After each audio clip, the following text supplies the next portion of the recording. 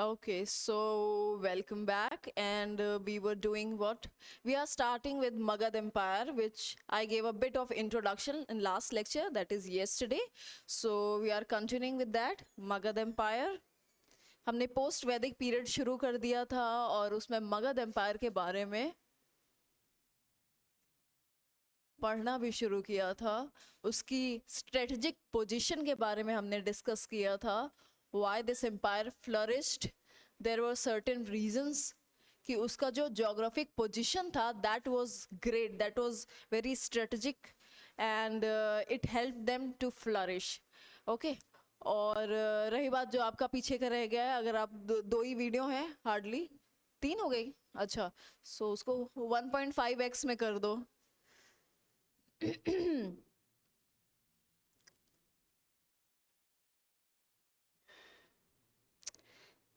ऐसा है कि जो मगध एम्पायर के अर्लीस्ट एविडेंस मिलते हैं, या एविडेंस या फिर कह सकते हैं कि मेंशन, जैसे उस वक्त तक मैंने आपको बताया था ब्राह्मणों ने शास्त्र लिखने शुरू कर दिए थे।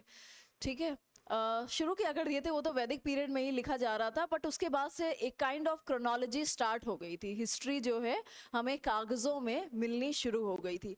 मगध एम्पायर का जो मेंशन है ऋग्वेद में भी है, पुराणों में भी है, महाभारत में भी है, रामायण में भी है, और जो सबसे पहला मेंशन है, earliest mention of Magadha empire, that is present in Atharvaveda. 4 वेद होते हैं, ठीक है, ऋग्वेद, सामवेद, अथर्ववेद एंड यजुर्वेद। अथर्ववेद में अर्लीस्ट रेफरेंस पाया जाता है इसका।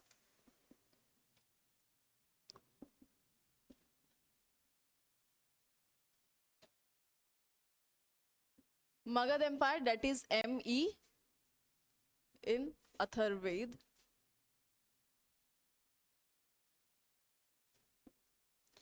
Also mentioned in other Shastra like Rigved, Mahabharat, Ramayana. ठीक है, so Magad Empire is mentioned in all these Brahmanical text. अब क्या है, अथर्ववेद और ऋग्वेद में एक ट्राइब की बात की गई है जिसका नाम है किकाटा ट्राइब।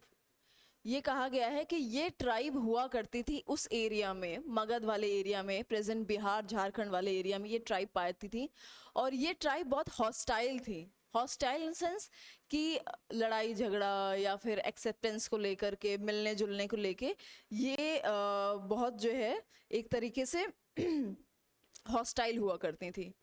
और ये भी कहा जाता था कि इस किकाटा ट्राइब के जो रूलर थे प्रमग प्रमगंध प्रमागनंद प्रमगअंध, यस, ये मगध के कहा जा सकता है कि ये one of the first ruler रहे होंगे। हालांकि चलो इतना नहीं पूछा जाएगा, बट किकाटा ट्राइब के बारे में बात की गई है कि किकाटा नाम की एक ट्राइब थी which was present in substantial number in this area. Okay, and फिर इसी से धीरे धीरे शुरू हुआ। और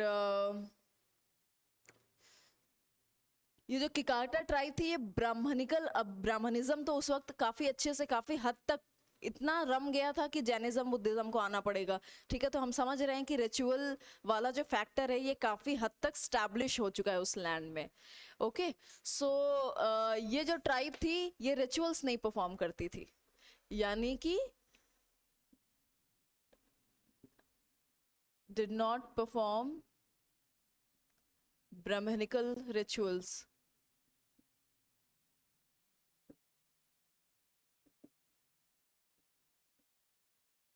इसी वजह से ये हॉस्टाइल भी रहते थे। एंड देन जो सबसे पहला मेंशन किया जाता है अथर्ववेद में वो है ये अंग गांधारी मुजावत। अंग एक राज्य है, काफी इंपॉर्टेंट राज्य है, जब हम मैप में देखेंगे तो उसमें वो बना भी हुआ है। I ask you to draw that map on your notebook which you didn't do, I can see, but you have to do that so that you remember those things. Okay, सबसे पहले हमने आपको बताया था Rajgriha was the first capital, ठीक है, उसके बाद पाटलिपुत्र, यस। और राजगृह का एक और नाम है, ये आपके साथ कभी प्रीलिम्स में खेला जा सकता है। अर्लीस्ट कैपिटल वाज राजगृह, और राजगृह का भी एक पुराना नाम है। UPSC used to play with these facts earlier, like 2010 के पहले, but then again, like last 2-3 years में they are again moving towards that kind of questions, जहाँ पे ऐसा था कि पहले 2010 के आसपास ये वैदिक एज के बारे में बहुत सवाल पूछते थे, देन उसके बाद ये बुद्धिज्म जैनिज्म में पूछने लगे, and now they are almost coming back to those Vedic era का क्वेश्चंस या फिर IVC का क्वेश्चन, ठीक है। मिडिवल इंडिया में तो बहुत पूछने लगे हैं। सो अभी बीच में क्या हुआ था, कई सारे जो सक्सेसफुल कैंडिडेट्स हैं, दे यूज्ड टू से कि we didn't read medieval India because उससे सवाल नहीं आता, but now you see last 2 years में मिडिवल इंडिया का इतना अच्छा खासा पोर्शन हो गया है ना, you can not afford to skip it at any cost. So medieval India को बिल्कुल ध्यान से पढ़ना, ठीक है। गिरिवृज नाम था इसका, it was, yes, Girivraj was the oldest name, ये उसका ओल्डेस्ट नेम था। जो मैंने आपको कल एक पोर्ट बताया था, मगध के पास एक पोर्ट था, ताम्रालिप्ति, हाँ, ये भी एक बार सवाल में आया हुआ है, काफी पहले, आई थिंक 3-4 में आया था। सो ये भी सवाल में आया हुआ है। मगध एम्पायर का, अभी हम मगध एम्पायर को डिस्कस कर रहे हैं ना। मौर्यन एम्पायर की कैपिटल भी यही बनेगी, बट हम मगध एम्पायर का भी सेंटर पॉइंट ये था राजगृह, विच लेटर ऑन बिकेम, ये शिफ्टेड टू पाटलिपुत्र।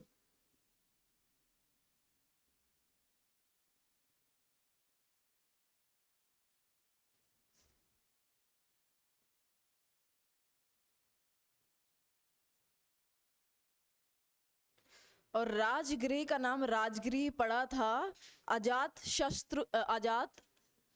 शत्रु के रीन में, like when he was the ruler.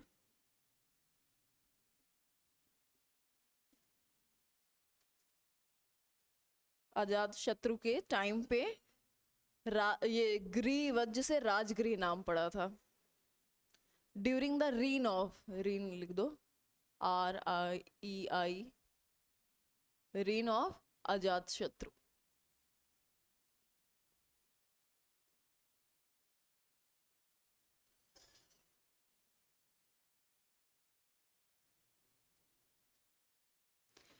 अब एक चीज हम और भी देख लेते हैं,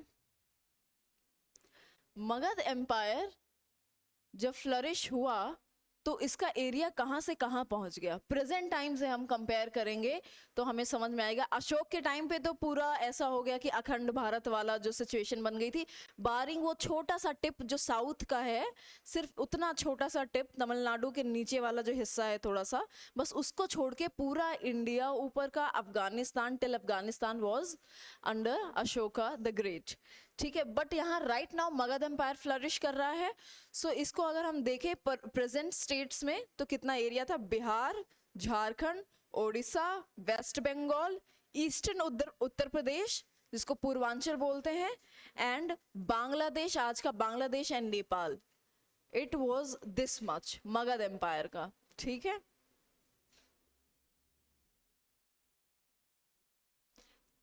रामायण महाभारत एक पुराण भी लिख दो, वाइली पुराण।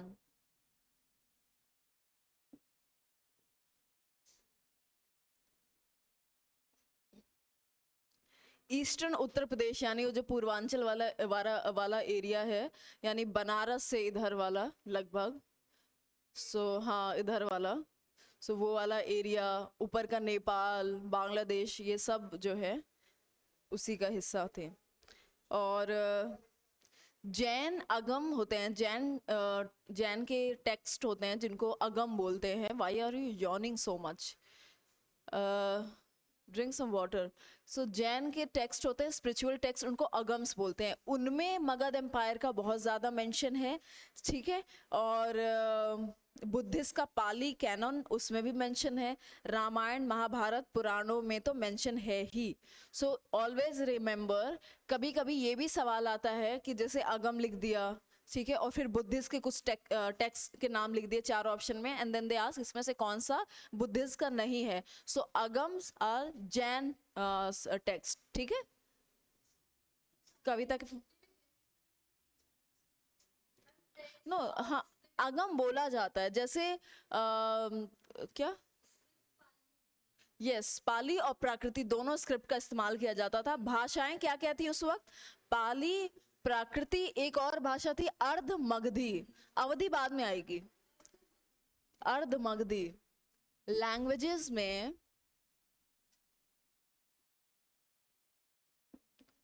संस्कृत तो रहेगी, लेकिन वो अपर कास्ट के लिए थी, ठीक है, संस्कृत।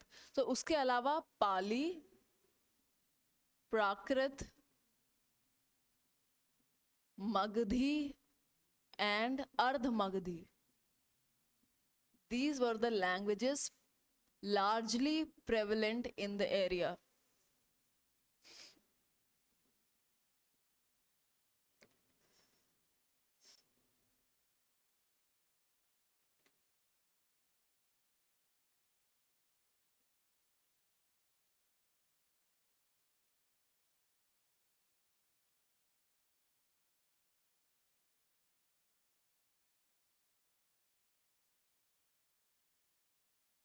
अब मगध डायनेस्टी शुरू करते हैं हम।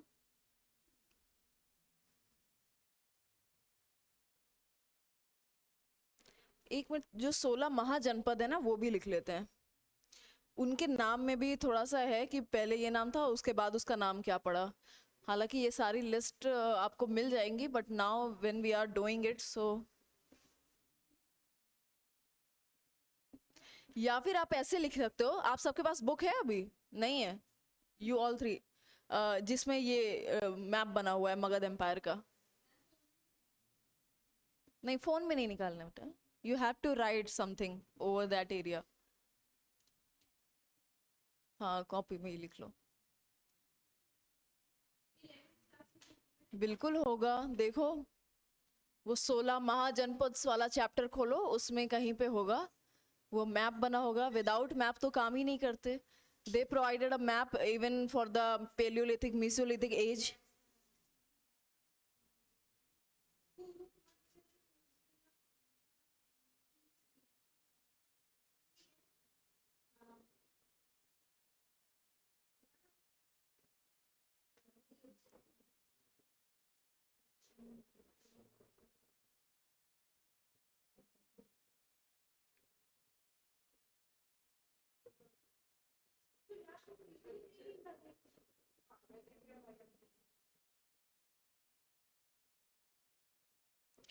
सो देखो पहला, okay okay okay okay okay, ठीक है। So first thing is, Mahabharata में कहा गया है कि सबसे पहले Brihadratha was the first ruler, ठीक है, ऐसा महाभारत में कहा गया है कि Brihadratha was the first ruler. And then उसके बाद जो उसका आखिरी राजा था, यानी बृहद्रथ डायनेस्टी बोला जाता है, उसका आखिरी राजा था। छोटी सी स्टोरी है, देन उसके बाद वो लिखा दूंगी वो लिस्ट। वैसे भी वो लिस्ट आपको हर जगह मिल जाएगी, उसमें कोई इंटरेस्ट वैसे भी नहीं आएगा। सो बृहद्रथ, महाभारत में ऐसा लिखा है, Brihadratha was the first ruler, and उससे शुरू हुई बृहद्रथ डायनेस्टी। एंड हुआ ये कि इसका जो आखिरी राजा था उसका नाम था रिपुंजय, ठीक है। अब इस रिपुंजय को उसके मिनिस्टर ने ही मार डाला था, ठीक है। मिनिस्टर का नाम था पुलिका। पुलिका ने ही अपने राजा को मार दिया। This has been happening. मेरे ख्याल से आप मॉडर्न हिस्ट्री पढ़ रहे हैं, सर पढ़ा रहे हैं ना, तो उसमें वो बताएंगे सैयद ब्रदर्स के बारे में, ठीक है। हाँ, तो इस चीज के बारे में बताएंगे कि एक टाइम ऐसा आता है कि राजा जब अपनी, या तो राजा बहुत मजबूत होना चाहिए, हमेशा राजा का मजबूत होना बहुत जरूरी है। करंट सिचुएशन में ही भले ही we have democracy, but prime minister has to be really strong. He has to have कम से कम 10 सर तो रावण के थे, तो इनके तो कम से कम 20-25 होने चाहिए, कि आपके जितने भी मिनिस्टर्स हैं क्या कर रहे हैं क्या नहीं कर रहे हैं, you have to keep an eye on that. So हमेशा से राजा का पावरफुल होना इज वेरी इंपॉर्टेंट। यहाँ पे कई बार ऐसा हुआ है इतिहास में, मिडिवल इंडिया में, मॉडर्न इंडिया में, कि जब राजा या तो काफी कमजोर या मीक पर्सनैलिटी का होता है, या फिर बहुत ज़्यादा वो लग्जरी में रहना पसंद करता है, जैसे मोहम्मद शाह की हालत थी, ठीक है, लग्जरी में रह रहा है, तो मिनिस्टर्स को लगेगा यार ये क्या है। मिनिस्टर्स वैसे भी बहुत ज़्यादा जो है ब्रेनी होते हैं। मिनिस्टर्स किसी भी राज्य के सबसे, इनफैक्ट राजा से ज़्यादा ब्रेनी दिमाग वाले मिनिस्टर्स होते हैं। इसीलिए आप देखते हो कि शतरंज के खेल में जो वजीर होता है उसके पास सबसे ज्यादा पावर होती है ना, he can take any kind of, किसी भी चाल चल सकता है वो। सो मंत्री की पोजीशन ऐसी होती है। अब मंत्री देख रहा है यार ये राजा इतना कमजोर है, इतना बेवकूफ है, कुछ भी कर रहा है, इसको कोई मतलब ही नहीं है। सो कई बार ऐसी सिचुएशन आती है कि मंत्री आपस में, जो मेन बड़े बड़े होते हैं, आपस में कॉन्स्पिरेसी करते हैं और राजा को ही उड़वा दिया जाता है। सो यहाँ पे पुलिका ने यही किया, रिपुंजय जो भी जिस तरीके का रहा हो, सो रिपुंजय को मरवा दिया गया। और देन उसके बाद शुरू होती है, पुलिका का बेटा बनता है राजा जिसका नाम है प्रद्योत। सो इसके बाद शुरू होती है प्रद्योत डायनेस्टी। ओके, इसके बाद प्रद्योत डायनेस्टी को कवर करती है हरियाणा का डायनेस्टी, जिसका फाउंडर है बिंबिसार। बिंबिसार इसका नाम है, बिंदुसार चंद्रगुप्त मौर्य के बेटे का नाम है, जिसकी कहानी कल बताई थी, ठीक है, पेट निकाल लिया था, right. So that was Bindusara, क्योंकि डॉट्स उसके शरीर में कुछ धब्बे पड़ गए थे इसलिए इसका नाम बिंदुसार पड़ा। This is Bimbisara. Bimbisara was founder of Haryana का डायनेस्टी, ठीक है। अब बिंबिसार काफी इंपॉर्टेंट राजा माना जाता है। He was very important as in कि उसने एक्सपेंशन बहुत ज्यादा किया था अपने साम्राज्य का। So Bimbisara was kind of very active king. And then इसने अंग का देखोगे, अंग कहाँ बना हुआ है, वेस्ट बंगाल में है अंग डायनेस्टी। सो अंग को इसने एक्वायर किया था, मतलब अपना और बड़ा किया था। अब बिंबिसार को उस you to talk a lot, या फिर तुम लोग की पोजीशन में चेंज कर दूंगी, बात कम करना है, ठीक है। बिंबिसार ने काफी अच्छा काम किया, अंग को कॉन्कर किया, उस अपना विस्तार और बढ़ाया। अब बिंबिसार के पुत्र हुए जिनका नाम था अजात शत्रु, ठीक है। इन्होंने अपने पिताजी का गला घोट दिया, ठीक है। अब इन्होंने अपने पिताजी को मार के खुद गद्दी पे बैठ गए। अब क्या हुआ कि एक अब जो बिंबिसार हैं उनके कह सकते हैं क्या बोलते हैं उसको, ब्रदर इन लॉ को साला, इनके साले थे, पड़ोसी राजा कौशल के राजा थे, और ये इनके साले भी थे जिनका नाम था पसेनादी, किंग ऑफ नेबरिंग कौशल। और बिंबिसार के ये साले साहब भी थे, यानी अजात शत्रु के मामा जी, ठीक है। सो इन्होंने जो है, जैसे ही अजात शत्रु ने मारा अपने पिताजी को, तो इन्होंने कहा अच्छा वहां पे थोड़ी बहुत गड़बड़ चल रही है, अशांति चल रही है, तो शादी में जो अपना एरिया दिया था यानी कि काशी, वापस खींच लिया, ठीक है। तो ये सब खेल चलते रहते हैं। मैंने आपको बताया था विमेन की पोजीशन क्या थी उस टाइम पे। विमेन की पोजीशन यस, नहीं लेट वैदिक में बहुत अच्छी थी, एंड देन इस वाले टाइम पे स्पेशली, हाँ, किंगडम वाले टाइम पे यही होता था कि महिला आ रही है, रानी आ रही है, राजकुमारी रानी बनने के लिए आ रही है, और अपने साथ कुछ जमीन जायदाद, प्रोविंसेस, किंगडम्स लेके आ रही है।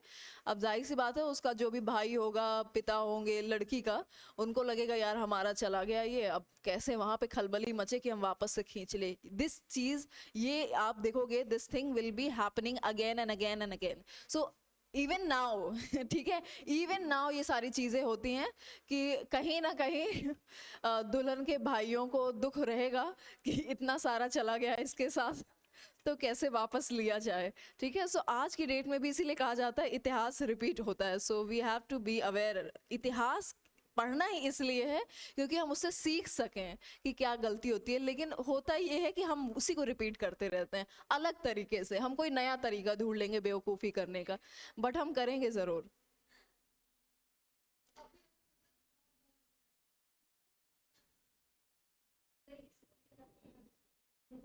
अब अजात शत्रु ने काफी लड़ाइयां लड़ी थी, ठीक है। काशी तो उनका छिन गया, देन उन्होंने लिच्छावी से भी लड़ाई लड़ी, ठीक है।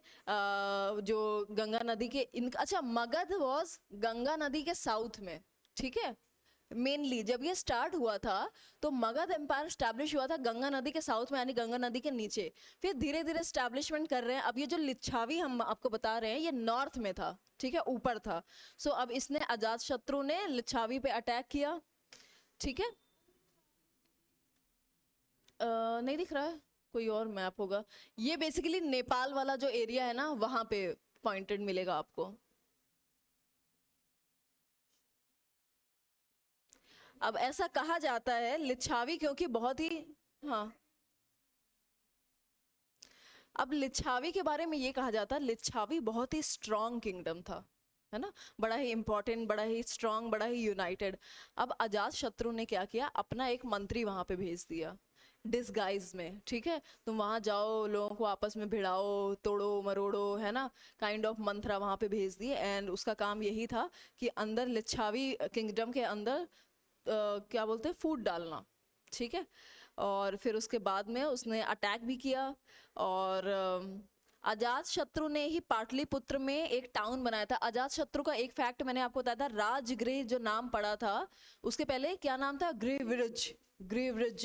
एंड देन उसके बाद अजात शत्रु ने उसका नाम राजगृह किया था। अब राजगृह में तो वो था ही। एंड देन उसके बाद सबसे पहले पाटलिपुत्र में जो पहला फोर्ट बना है ना, फोर्ट, वो पाटलिपुत्र में अजात शत्रु ने ही बनाया। ताम्रलिप्ति वो फोर्ट था, पोर्ट था, नॉट फोर्ट, पोर्ट था। I am talking about Pataliputra में पहला फोर्ट, पहला किला बनाया उसने।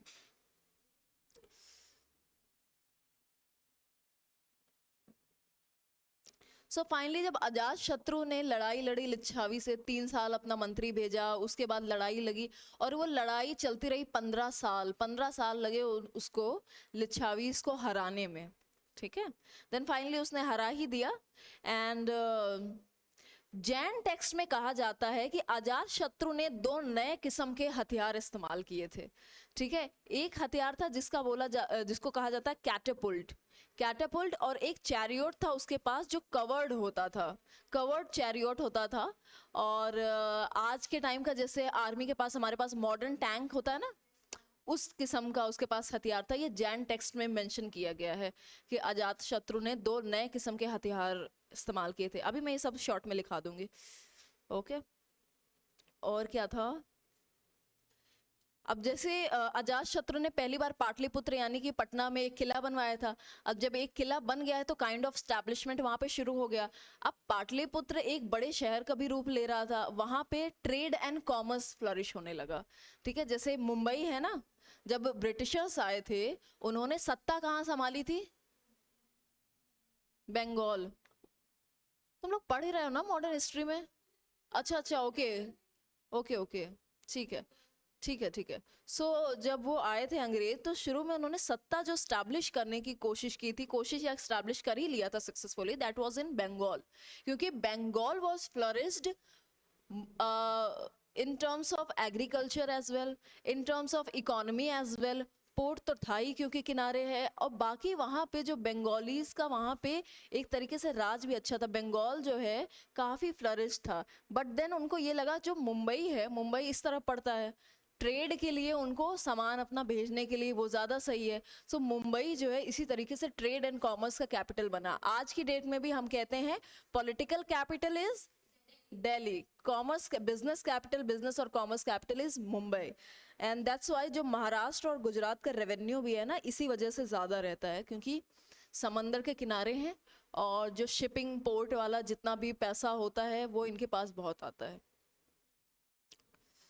बाकी यूपी बिहार तो हमेशा से पीछे ही हो जाता है। एमपी सो अभी बहुत ज़्यादा बुरी हालत है, मध्य प्रदेश की पैसा ही नहीं है, और सबसे कह रहे हैं आओ यहाँ इन्वेस्ट करो इन्वेस्ट करो, बिल्कुल पैसा नहीं है, बिल्कुल भी पैसा नहीं है। हर चीज़ में टैक्स इतना ज़्यादा है। कार कार खरीदने जाओगे एमपी में टैक्स बहुत ज़्यादा है। Even when you go to buy some wine, tax is hell lot, ठीक है। इससे कहीं ज़्यादा सस्ती wine and whisky and scotch whatever it is Delhi में अवेलेबल है, यूपी में अवेलेबल है, बट एमपी में इतना टैक्स लगता है, इतना टैक्स लगता है हर चीज़ में। कार पे भी बहुत ज़्यादा टैक्स है। लाइक एमपी में अगर आप कार खरीदते हो कोई कार जिसमें यहाँ पे आपको लग रहा है 1 सवा लाख, फॉर एग्जांपल 20-22 लाख की कार खरीद रहे हो, सो 2 लाख लगभग लग रहा है आपको टैक्स। और वही चीज़ आपको पंजाब या फिर दिल्ली में मे बी 80-90 हज़ार या एक ओके 1.25 लाख तक में हो जाएगा। मतलब काफ़ी 70-80 हज़ार का डिफरेंस होता है। सो यहाँ पे टैक्स बहुत है, बहुत ज़्यादा टैक्स है। अब पेट्रोल डीजल का टैक्स देख लो, उसमें भी बहुत टैक्स है। मतलब जो लोग बॉर्डर में रहते हैं ना, जो मध्य प्रदेश के बॉर्डर में रहते हैं, तो दे प्रेफर कि जैसे जो इधर बुंदेलखंड बॉर्डर में रहते हैं तो वो यूपी वाले पेट्रोल पंप में जाके भरवा लेंगे, ठीक है। जो राजस्थान वाले वो राजस्थान से भरवा लेंगे, नीचे वाले महाराष्ट्र से भरवा लेंगे, इधर वाले छत्तीसगढ़, यस, बीच वाले बीच। अब जैसे हम जबलपुर में, हमारे पास कोई ऑप्शन ही नहीं है, टैक्स देना ही पड़ता है। So it's like that. So जब देश वो राज्य कोई गरीब होता है तो फिर लूटने का सिर्फ एक ही तरीका है कि टैक्स बढ़ा दो, वो भी उन चीजों में जिसको हम स्किप नहीं कर सकते। बिल्कुल। सो लिच्छावी को हरा दिया भाई साहब ने। अब क्या हुआ कि हरियाणा डायनेस्टी चल रही थी इनकी, अजातशत्रु की। अब हरियाणा डायनेस्टी को उड़ाया किसने? शिशुंग। इसके बाद आता है शिशुंग डायनेस्टी। इसकी कुछ क्लियर एविडेंस नहीं है, बट ऐसा कहा जाता है जो शिशुंग डायनेस्टी का जो फाउंडर था ना, उसने भी महानंदिन, महानंदिन, राइट। सो इस शिशुंग डायनेस्टी के जो फाउंडर थे, इन्होंने भी कुछ ऐसी कॉन्स्पिरेसी करके पुराने वाले को हटाया था। एंड देन महानंदिन यानी शिशुंग डायनेस्टी का ये फाउंडर थे। अब इनको भी मार दिया गया था, इनको असैसिनेट कर दिया गया था महापद्मनंदा द्वारा। महापद्मनंद यहाँ से शुरू। हाँ जी, काला शोक, यस यस यस।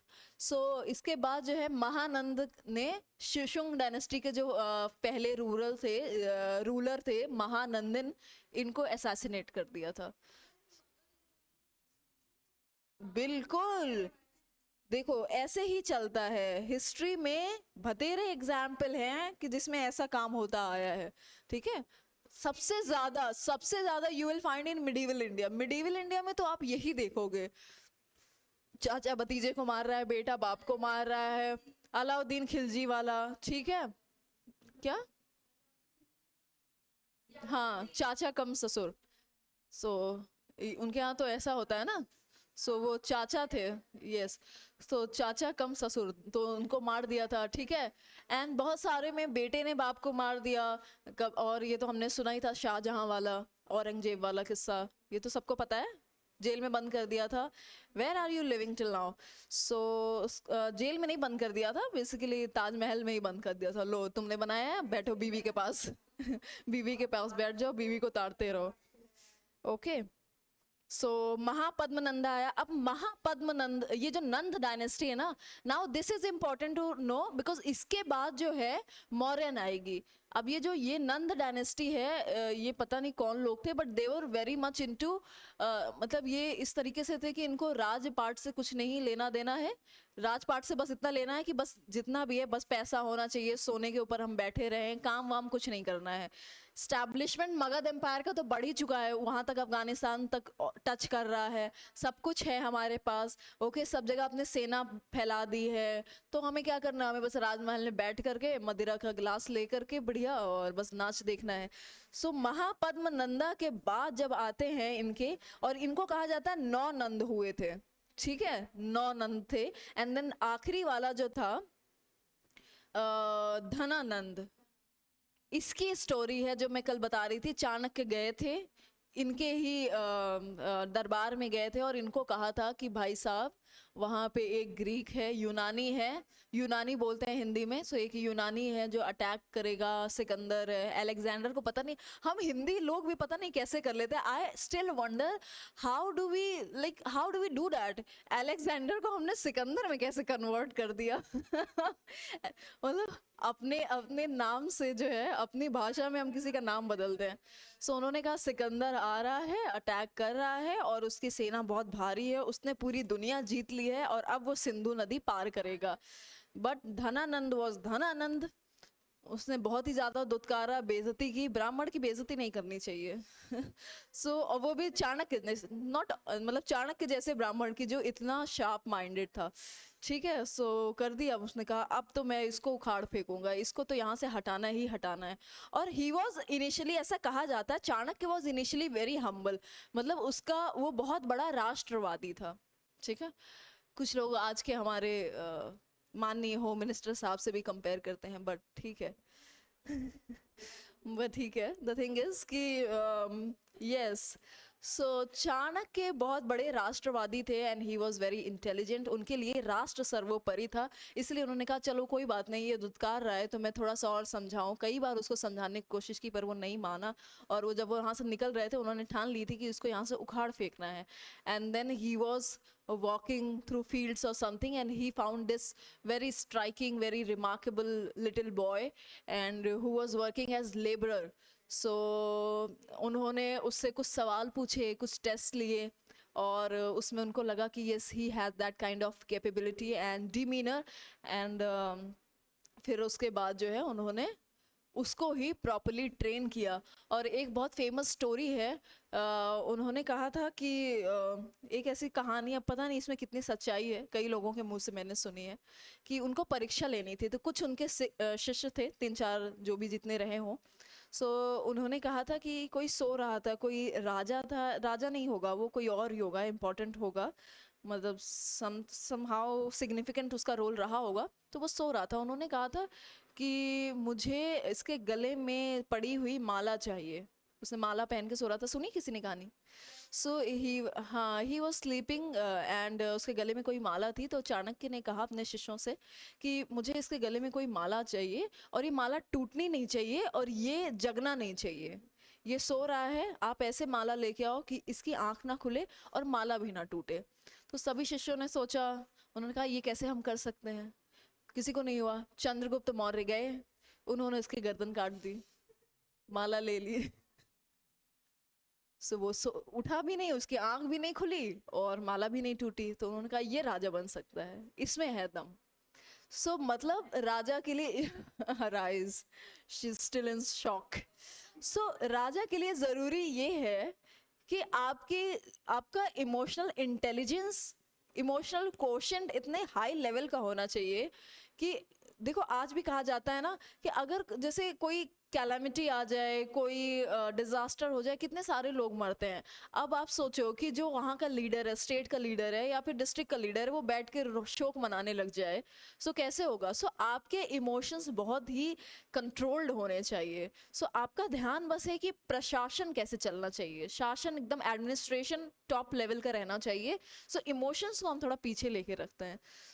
तो उनको इसी कहानी से, ये एक बहुत ही फेमस कहानी है, तो इनको लगा हाँ ये है कैपेबल, ये बन सकता है मौर्यन एम्पायर का, मगध एम्पायर का राजा, and then he establish this Mauryan empire. ठीक है, सो हम चंद्रगुप्त मौर्य तक आ गए हैं। सो हमने शुरुआत की थी कहाँ से, कि महाभारत ने बृहद्रथ, यानी कि बृहद्रथ डायनेस्टी के बारे में बात करी गई है। डायनेस्टीज, सो हम सबसे पहले बृहद रथ, अब ये मेंशन कहाँ पे है?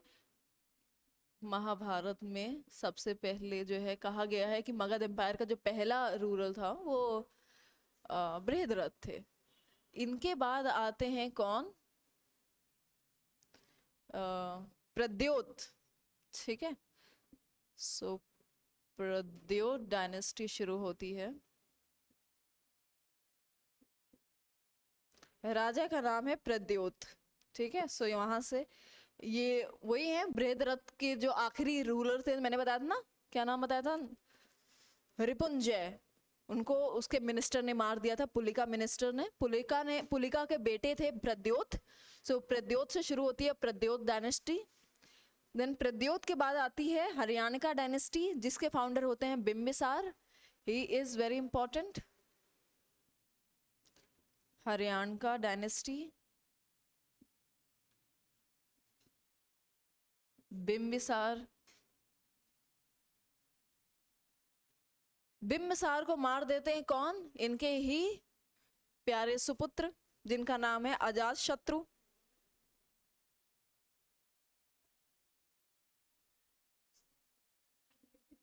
जस्ट रिमेंबर कि बिंबिसार एंड देन इसके बाद अजात शत्रु, इन्हीं के सुपुत्र हैं।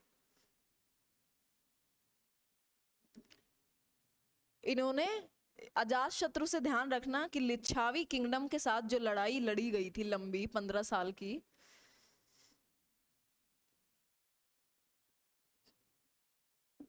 उसने अजात शत्रु का नाम है कॉन्फेडरेसी। एक मिनट, लेट मी,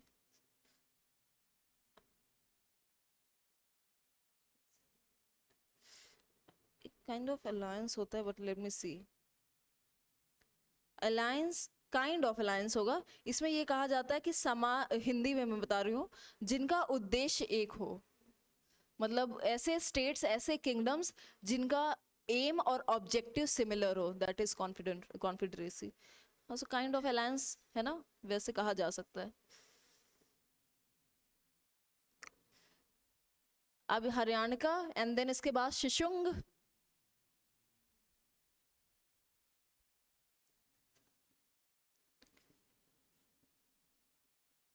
शिशुंग डायनेस्टी, यहाँ के हैं महानंदन एंड देन महानंदन के महानंदन को किसने असैसिनेट किया था, किसने मारा था?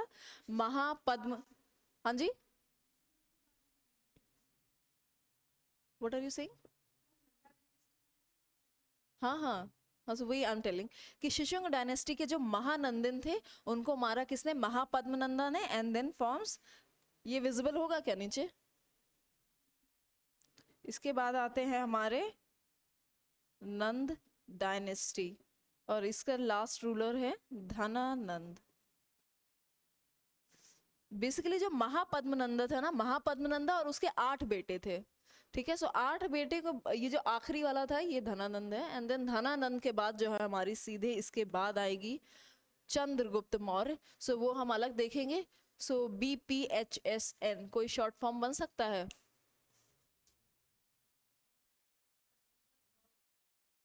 क्या?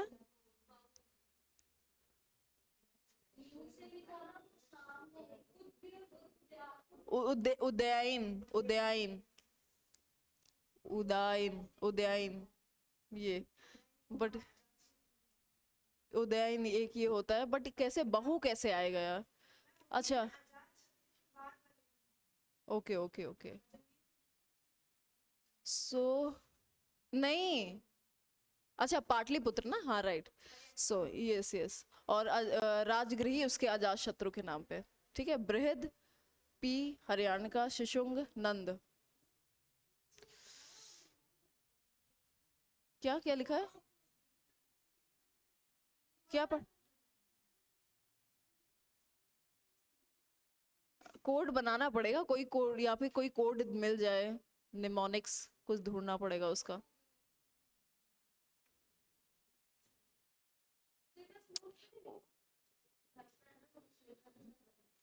Udayan was not mentioned largely.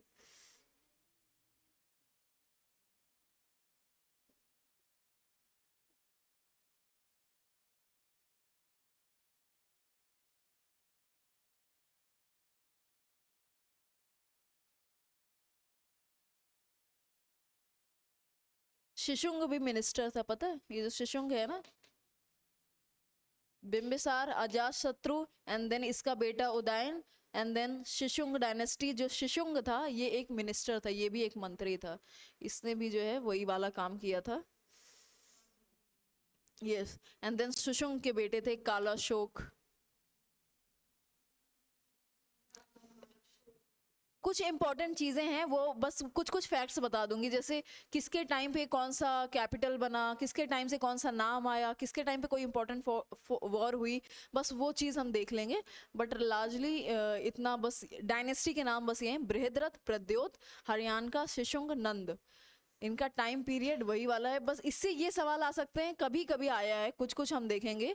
उसमें ये है कि इसमें क्रोनोलॉजी आ जाती है, ठीक है, क्रोनोलॉजी कौन पहले था, just that. So largely if you remember, so वो नहीं, नॉट एट ऑल, वो तो हमारे माइंड के लिए होता है ना।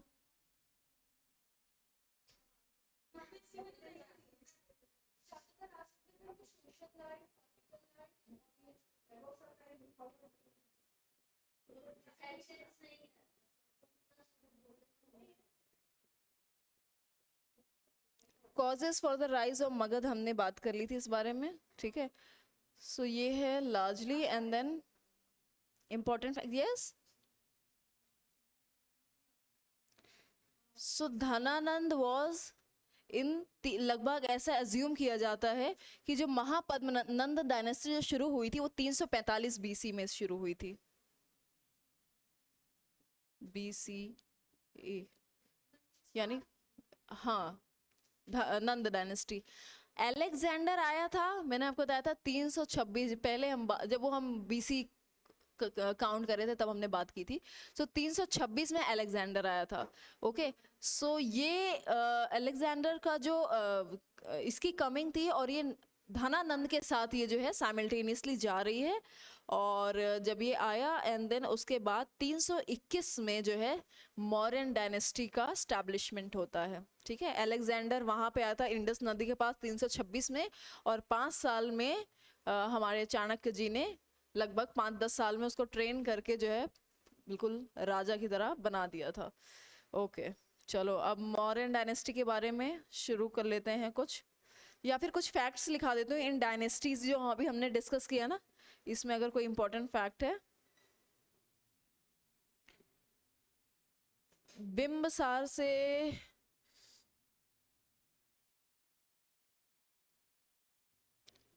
पहला इंपॉर्टेंट फैक्ट तो वही है, गिरिवराज। गिरिवराज इसीलिए राजगिरी, मैंने आपको बताया था ना राजगिरी की लोकेशन कैसी है, 5 पहाड़ों से घिरा हुआ है राजगिरी। सो इसीलिए राजगिरी नाम तो तब पड़ा जब ये राजा बन के वहां गया तो इसने उसका नाम राजगिरी कर दिया। बट पहाड़ को क्या बोलते हैं सिनोनिम पता ना, गिरी, गिरिराज, गिरिवराज। सो वही गिरिराज इसका नाम था, राजगिरी का पुराना नाम, and then he renamed it to Rajgriha और राजगिर, ठीक है। अब क्या है, इसको इसका एक और नाम भी है बिंबिसार का, जो कहा जाता है, इनको तो भूल जाओ, इनमें कुछ नहीं है, बिंबिसार की हम बात कर रहे हैं, ठीक है। इसके फैक्ट्स लिख लो। राजगिरी पहला, श्री ने एक नाम है इसका, अनदर नेम,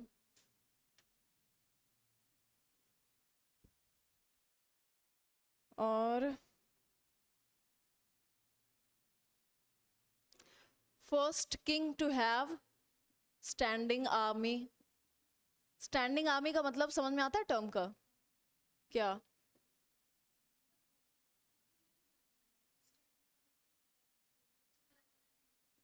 मतलब परमानेंट एक आर्मी उसकी तैयार है, जैसे हमारी इंडिया की है परमानेंट आर्मी, एक हमेशा रहती है।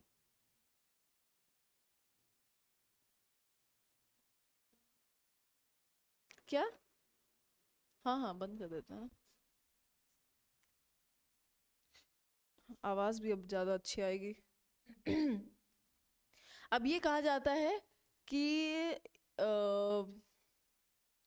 अवंती के राजा थे एक प्रद्योत, उनके साथ इनकी जो है मतलब पहले दुश्मनी थी एंड देन दोस्ती हो गई, और जब दोस्ती हो गई तो प्रद्योत को जॉन्डिस हो गया था, और इन्होंने अपना एक फिजिशियन भेजा था जिसका नाम था जीविका राव। ये सब फालतू कहानी है, पूछेंगे नहीं, बट हाँ। और इसी ने शुरू की थी matrimonial alliance to strengthen strategic position. यही था खराब दिमाग वाला, yes, matrimonial alliance to strengthen, खराब दिमाग नहीं कह सकते, या समय की मार, महिलाओं को भी इसी इसी के थ्रू ही इंपॉर्टेंस मिल जाती थी। ओके,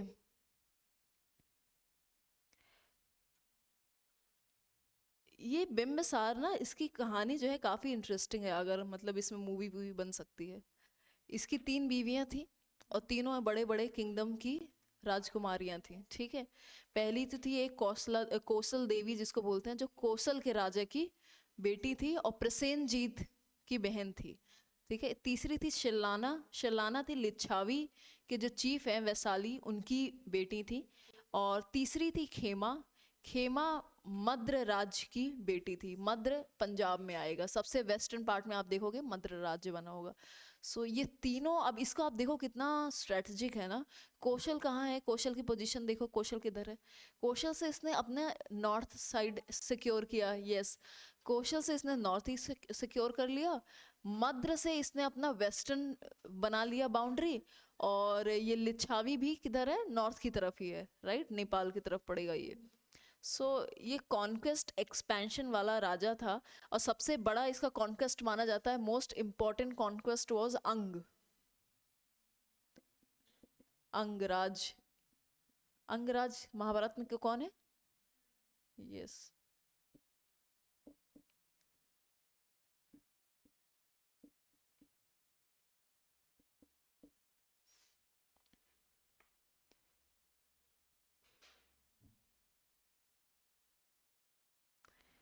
इसका जो एडमिनिस्ट्रेटिव सिस्टम था वो एग्जीक्यूटिव, मिलिट्री एंड जुडिशियल, मतलब ये मॉडर्न स्टाइल, मतलब मॉडर्न में ये तीनों चीजें हैं, और वैसे उसी का एंशियंट वर्जन।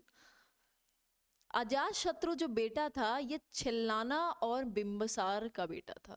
छिल्लाना किसकी थी? लिच्छावी वाली जो राजकुमारी थी, ये इन दोनों का बेटा था। और पिताजी को मार दिया इसने। अच्छा, यहाँ से हम ये भी समझ सकते हैं ना, लिच्छावी से इसने कितनी लंबी लड़ाई लड़ी थी। पता नहीं किसका सगा था ये। ना ये उधर का हुआ, ना वो उधर का था। ओके, ठीक है। सो मतलब पिताजी को भी मार दिया, फिर नाना के घर में भी धावा बोल दिया। ओके। और इसने बुद्धिज्म अपना लिया था, तो इसका मतलब बुद्धिज्म, अब ये अजात शत्रु का टाइम है 492 बीसी, ठीक है।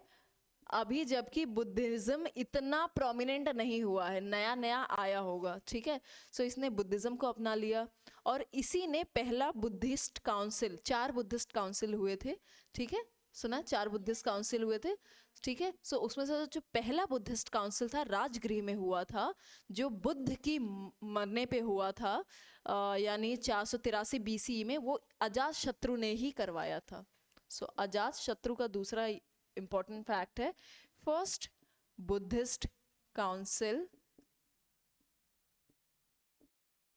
एट राजगृह।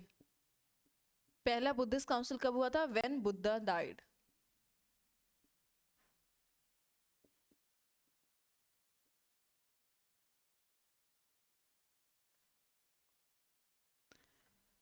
कौशल और वैशाली को भी इसने जो है हरा दिया था, उनको भी उनसे भी लड़ाई लड़ी थी, यानी अपनी सौतेली माओं के राज्यों में भी इसने लड़ाई लड़ी थी अजात शत्रु ने, और उनको भी जीत लिया था। So he also won Kosala and Vaishali.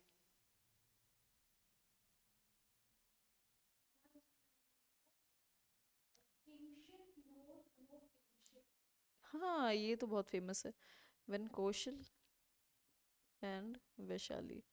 Kingship knows no kinship।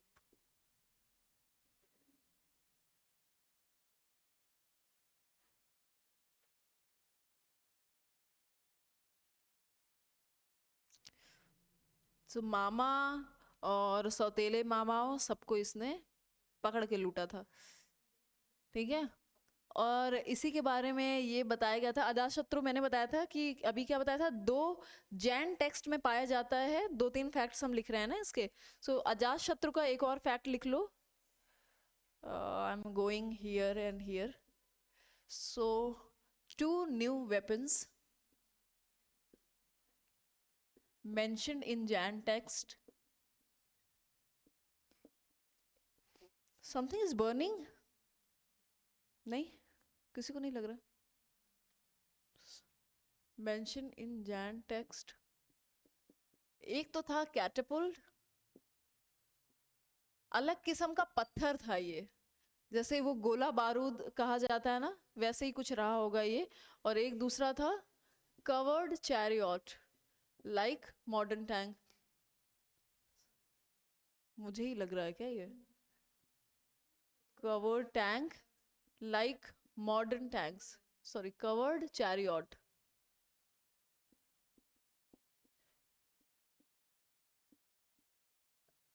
जैसे ये चीज तो आज आ चुकी है कि जब बाबर आया तो बाबर ने क्या नई चीज लेके आया वेपनरी में, ठीक है। खिलजी जब आया, खिलजी क्या नई चीज लेके आया। सो हमारा अजात शत्रु भी कम नहीं थे, वो भी कुछ नया लेके आए थे, ठीक है। सो कभी सवाल में आएगा, सो वी शुड नो। और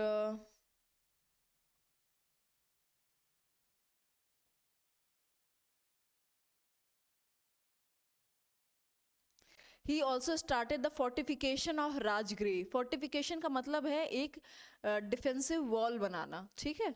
सो he also started fortification of Rajgriha.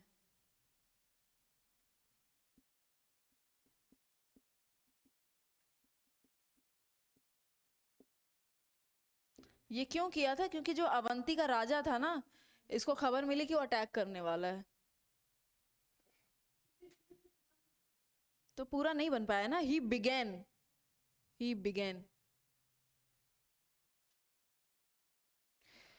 अब इसके बाद इनके सुपुत्र थे जिनका नाम था बेसिकली उदय भद्र, पर उदयन उदयन बोलते थे उनको, ठीक है। सो ये अजात शत्रु के पिता सुपुत्र थे, और इन्होंने पाटलिपुत्र,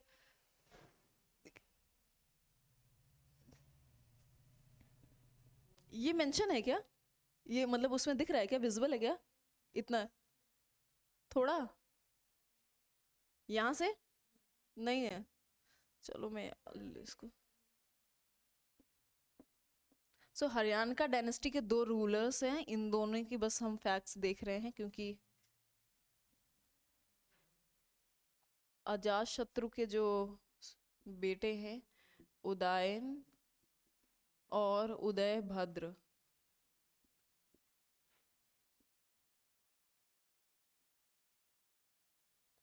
सो पहली चीज इनकी ये है, कैपिटल एट पाटलिपुत्र। ये तो पहला फैक्ट है उदयन का। दूसरा फैक्ट है ये,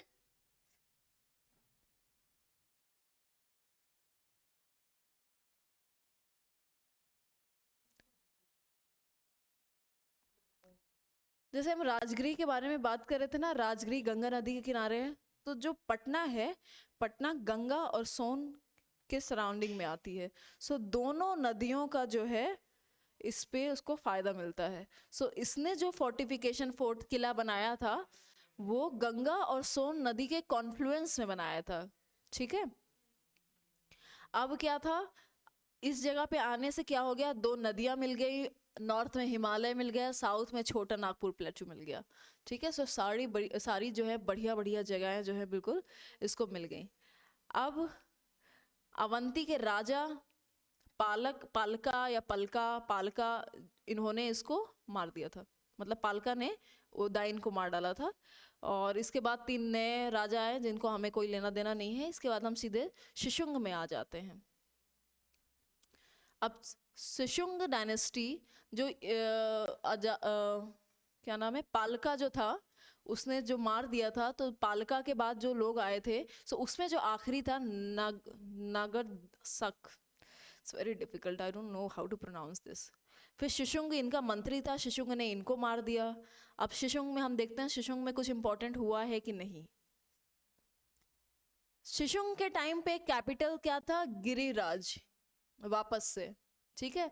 शिशुंग डायनेस्टी के दौरान कैपिटल वाज गिरिराज। एंड शिशुंग का सबसे इम्पोर्टेंट जो उसकी अचीवमेंट कही जाती वो ये थी कि अवंती को उसने डिस्ट्रॉय कर दिया था। अवंती क्या, उज्जैन, ये हमारा, ठीक है।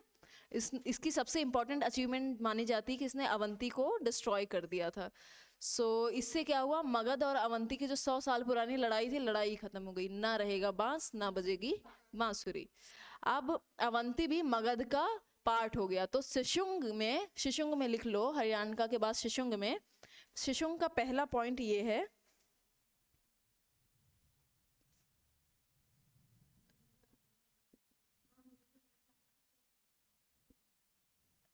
क्या क्या है ना, लग रहा है ना प्रेस वाला जल रहा है, ऐसा कुछ लग रहा है। शिशुंग का पहला है कैपिटल एट गिरिराज, इसको लगा यही सही है। फिर इसके बाद कौन डिस्ट्रॉयड अवंती, ब्रैकेट में लिख लो उज्जैन, अवंती का कैपिटल था Ujjain. When my father was getting transferred here, so I was wishing कि उज्जैन मिल जाए, नहीं मिला, जबलपुर मिल गया। Avanti became a part of the Magad Empire and continued to be so till the end of modern rule. So Avanti हम इनका हिस्सा हो गया। फिर वापस से ये कैपिटल इन्होंने फिर से शिफ्ट किया वैशाली, पागल आदमी। Capital at Giriraj and then to Vaishali. अच्छे से लिखो, सफाई से, मैंने तो बोर्ड में इतने अच्छे से नहीं लिखा है, बट आप सीक्वेंस में लिखो तो याद रहेगा, ठीक है। अभी आगे वाला इसका बेटा, शिशुंग का बेटा आएगा कालाशोक, वो कैपिटल लेके जाएगा पाटलिपुत्र, ठीक है। सो ओ यार देखो इतना आई वुड से कि आपको इसको रट्टा नहीं मारो, लेकिन बट इससे सवाल आ भी सकते हैं। सो थोड़ा बहुत आपके बैकग्राउंड में दिमाग में रहना चाहिए कि शिफ्टिंग थोड़ी बहुत हुई थी, क्योंकि क्या करते हैं ना कि 2-3 स्टेटमेंट डालते हैं। अब एक स्टेटमेंट में 2-3 में से एक स्टेटमेंट उन हल्के से लिख दिया कि काला अशोक का कैपिटल यहाँ था, और हमने लगा कि हाँ यही होगा, हमने टिक कर दिया। पूरा एक स्टेटमेंट की वजह से आपका पूरा आंसर गलत हो जाएगा। सो क्यों रिस्क लेना। और ऐसा भी नहीं है कि this is out of course, मतलब this is mention in NCERTs as well. So at least जितनी फैक्ट्स एनसीईआरटीज में मेंशन है हम उसको तो कवर कर ही लें। सो आफ्टर शिशुंग के बाद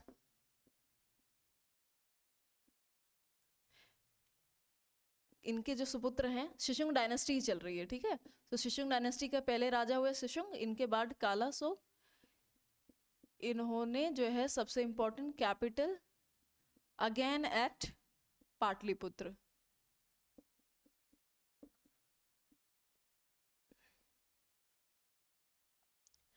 ये इन्होंने सेकेंड बुद्धिस्ट काउंसिल भी कराई।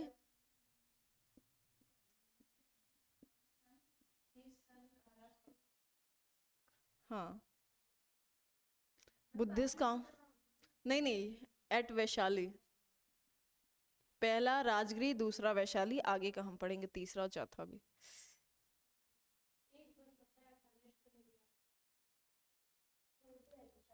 इसके बाद धनानंद आता है ना, महापद्मनंद। अब महापद्मनंद की कहानी ये है कि काला अशोक के टाइम पे ही पैलेस में ही एक तरीके की क्रांति हो गई थी। मतलब वहाँ का जो भी सिस्टम था उससे लोग बड़े परेशान हो गए थे, तो पैलेस के अंदर ही इतने लड़ाई झगड़े हो गए थे, और उसी में महापद्मनंद गद्दी पे बैठ गया था। सो ये होगा कोई मंत्री संतरी, एंड आ गया ये। अब महापद्मनंदा के पास एक टाइटल ये है कि चंद्रगुप्त मौर्य को हम कहते हैं first emperor of India. India का पहला सम्राट जो है हम चंद्रगुप्त मौर्य को कहते हैं, but first historical emperor of India कहा जाता है धनानंद को। ये नहीं अशोक तो बाद में आएंगे। अशोका इज, उनको तो अलग तरीके से कैटेगरी दी गई है, the great Ashoka, the great, महान अशोक, ठीक है। हम यहाँ इसके पहले की बात कर रहे हैं। जो महापद्मनंदा थे इनको कहा गया था first historical emperor of India, but Chandragupta Maurya is first emperor of India. इन दोनों से हमें इतना कुछ खास नहीं है, कोई सवाल नहीं है आने वाला, बट हाँ महापद्मनंदा ने ही काला अशोक को मारा था। और ये कहाँ से आया, कैसे आया, कुछ नहीं पता, बट ऐसा कहा जाता है कि I don't know if I had to say, but ये ऐसा कहा जाता है कि पुराणों में लिखा हुआ है कि जो महापद्मनंद था ये शिशुंग का जो नहीं शिशुंग का जो राजा था, आखिरी राजा था, यानी कौन, ये काला अशोक। काला अशोक और एक वहाँ उसके राज्य में ही कोई महिला होगी, कहा जाता है कि शूद्र महिला थी वो, और उन दोनों का बेटा था महापद्मनंद। इसने इसीलिए कॉन्स्पिरेसीज में, रिवोल्यूशन में ये इन्वॉल्व था, and he killed his so called father and sat on the throne. ये कहा जाता है। और ये भी कहा जाता है कहीं पे जैन टेक्स्ट में, और एक ग्रीक राइटर हैं कोटियस, तो इन्होंने भी कुछ यहाँ की कहानी लिखी है। जैसे मगध एम्पायर में ना ग्रीक राइटर्स, ग्रीक फिलोसफर्स या ग्रीक टूरिस्ट बहुत आएंगे। ये एक ग्रीक राइटर हैं कोटियस, और जैन टेक्स्ट में ये मेंशन है कि ही was the son of barber and एक कोटेशन, ये भी एक कहानी है। ठीक है, कई चीज़ें हैं, मुझे तो पहला वाला ज़्यादा सही लग रहा है। इसी वजह से नंदों को ना, जो नंद डायनेस्टी थे ये, और इनके जो 8 और थे, 8 इसके बेटे थे, इनको कहा जाता है ये अधार्मिक माना जाता है। ये धर्म नहीं मानते थे, और इसमें सच्चाई भी है। अब ये नहीं पता कि वो किसका बेटा था, जायज था ना जायज था, ये हम नहीं कह सकते, बट उसका जो डिमीनर था ना, that was not according to dharma. And now we are seeing कि ये जो किंगडम का समय है, यहाँ पे धर्म मतलब एक सही तरीका, एक रिचुअल, ओके, एक सिस्टम, कस्टम, ब्राह्मणिज्म, ये सब स्टैब्लिश हो गया है। तो अगर कोई राजा है, राजा कौन है, पूरी प्रजा को वो रिप्रेजेंट कर रहा है, अगर कोई राजा इन सारी चीज़ों को नहीं फॉलो कर रहा है, एंड भोग विलास यानी वही लग्जरी या डर्टी लग्जरी इन्हीं सब में इन्वॉल्व है, उसकी इज्जत नहीं होती। और वैसे भी नंद डायनेस्टी में ये कहा जाता है, ये लोग आ तो गए थे किसी तरीके से पैलेस के अंदर ही रेवोल्यूशन करके, बट इन्होंने कुछ एक्वायर नहीं किया था। जितना राज्य ये काला अशोक करके गया था शिशुंग डायनेस्टी तक, उतना ही था। इन्होंने कुछ एक्वायर भी नहीं किया, कुछ नया किया हो, ये सब भी कुछ नहीं किया। तो इसलिए इनको जो है अधार्मिक माना जाता है। एक तरीके से चांडाल की भी इनको उपाधि दी जाती है। और ये भी कहा जाता है क्योंकि इनका ये भी नहीं पता ना ये औलाद किसकी थी, ये भी नहीं पता इनका कोई ओरिजिन हो, कोई लिनिएज हो। बाकी सब थे तो मंत्री थे, मंत्री जो मार के बने थे राजा को। अब उन मंत्रियों की तो लिनिएज होती है ना, उनका परिवार है, सब कुछ है, कहाँ से आए, कैसे आए, इनके बारे में कुछ नहीं पता था। इसी वजह से इनकी कुछ खास इज्जत भी नहीं थी। लेकिन इनका राज्य काफ़ी लंबा चला, पूरे 28 साल इन्होंने राज्य किया। और इसको ये भी कहा जाता है सर्व क्षत्रियांतक, यानी जो क्षत्रियों का नाश करने वाला। क्योंकि अभी तक क्षत्रिय थे ना राजा में, क्या? Yes, he was first non Kshatriya. Yes, इनको कहा जाता है सर्व क्षत्रियांतक, यानी destroyer of all the Kshatriya, और एकरत यानी sole sovereign who destroyed all other ruling princes, यानी एक अकेला राजा काइंड ऑफ, जिसने बाकी सबको मार दिया, ख़त्म कर दिया। आप ये देख रहे हो कि कुछ इज्जत नहीं मिली इनको। और इसके समय पे जो राज्य था वो कुरु, नॉर्थ में कुरु, साउथ में गोदावरी, ठीक है, मगध ईस्ट में, और नर्मदा वेस्ट में, यानी यहाँ तक लगभग, यहाँ नर्मदा जहाँ तक जा रही है, नर्मदा तो खैर वहाँ तक तो नहीं पहुँचा होगा। इतना इसका रेन था। और इसने जो किया था, कलिंग को ऐड किया था काइंड ऑफ, ठीक है, कलिंग जो उड़ीसा में है, कलिंग किंगडम, उसको इसने ऐड किया था मगध में। एंड वहाँ पे एक जीना इमेज भी इसने बनाई थी। और इसको उग्रसेन भी कहा जाता है क्योंकि इस टाइम पे मगध की आर्मी काफ़ी बड़ी थी। ये आप लिख सकते हो। इसी को महापद्मनंदा को, इसके बाद ही काला अशोक के बाद महापद्मनंदा आता है। इसको साइलेंट कर दो बेटा। इसको जो है उग्रसेन भी कहा जाता है। रिच बहुत थे ये है कि नंद, क्योंकि इन्होंने सब कुछ उसी वक्त पा लिया था, पका पकाया, बस थोड़ा बहुत इनको करना था।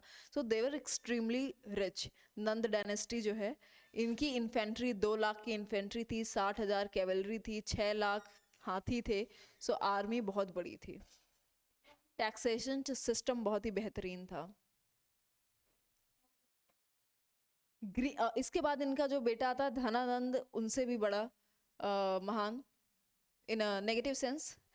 ग्रीक टेक्स्ट में सो ग्रीक टेक्स्ट टेक्स्ट में इसको नाम दिया गया धनानंद को जैंड्रमस।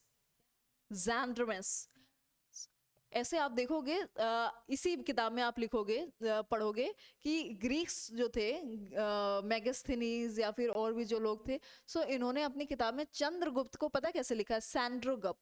सैंड्रोगुप्त।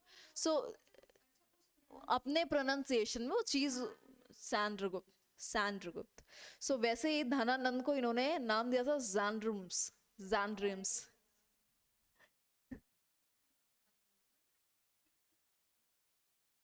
अभी आगे आएगा। आएगा, हम मेगास्थनीज को अच्छे से करेंगे। Megasthenes was a good character. So क्या, अलबरूनी वो तो और आगे अभी आएगा, सब सब आएंगे, सब हम पढ़ेंगे। ट्रैवलर्स को हम अच्छे से करेंगे, ट्रैवलर्स वर वेरी इंटरेस्टिंग। हम्म।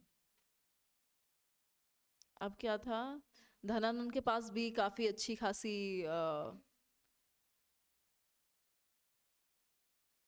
धनानंद ने एक इन्वेंशन किया था, नंदोपक्रामनी, यानी एक काइंड ऑफ मेजरमेंट का एक तरीका था। कोई नहीं पूछेगा। एंटी क्षत्रिय था पिता की तरह ही।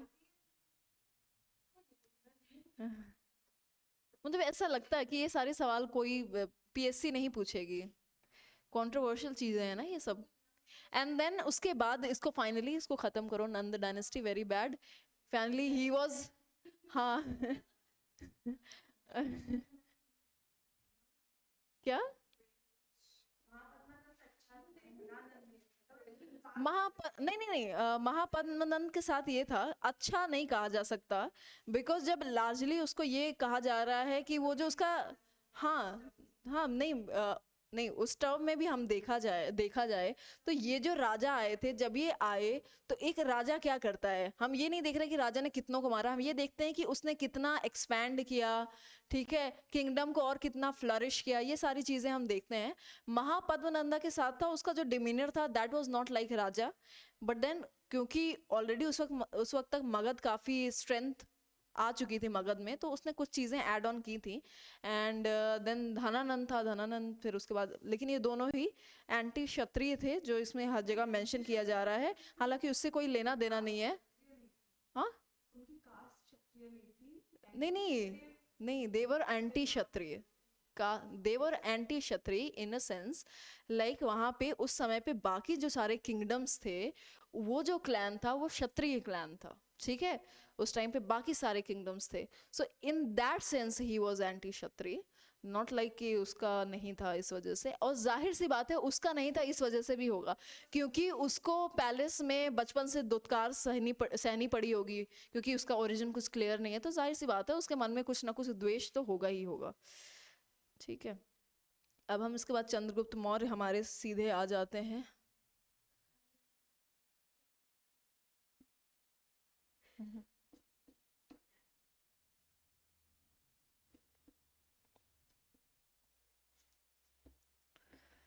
Finally the Mauryan empire. देखो, it is not just about Kshatriya, like जो चंद्रगुप्त मौर्य थे, we don't know who he was, ठीक है, चाणक्य को, हाँ, नहीं, कुछ भी कहा जा सकता, बहुत सारी कहानियां हैं कि, बट ये क्लियर नहीं है कि उसका क्लैन क्या था। जाहिर सी बात है एक उनको बच्चा मिला था, ठीक है, और जो महिला उसको पाल रही थी उसका भी वो बच्चा नहीं था, ठीक है, so she was just taking care of that kid. So ऐसी कहानी है, कुछ भी क्लियर कहानी नहीं है, बट लार्जली जो चीज मानी जाती वो मैं बता रही हूँ। माया नाम था शायद उनकी माँ का, शायद, I am not sure. So she was taking care of that kid, वो भी अकेली थी, बच्चा भी अकेला था, तो दोनों साथ रह रहे थे, और जब चाणक्य को वो मिला, सो उनको उस बच्चे में वो तेज, वो रिमार्केबल जो एक पर्सनालिटी होती है, जो कहते हैं ना पूत के पांव पालने में ही समझ में आ जाते हैं, so kind of that. So उनको वो उसमें लगा, तब उन्होंने उसको ट्रेन किया, and he turn out to be a great ruler, ठीक है। सो मौर्यन एम्पायर में अब अब यहाँ से हमारे जो हैं मेगास्थनीज, ग्रीक्स,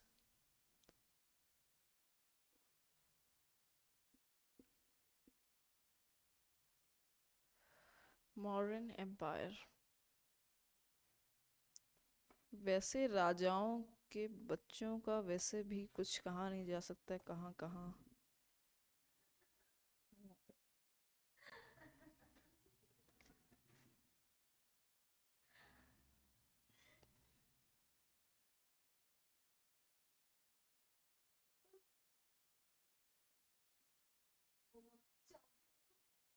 नहीं, किसने कहा?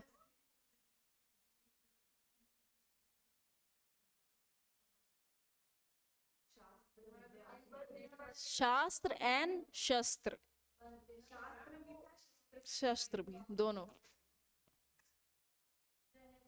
2:30 बज गए यार। हाँ हाँ, कल पढ़ लेंगे।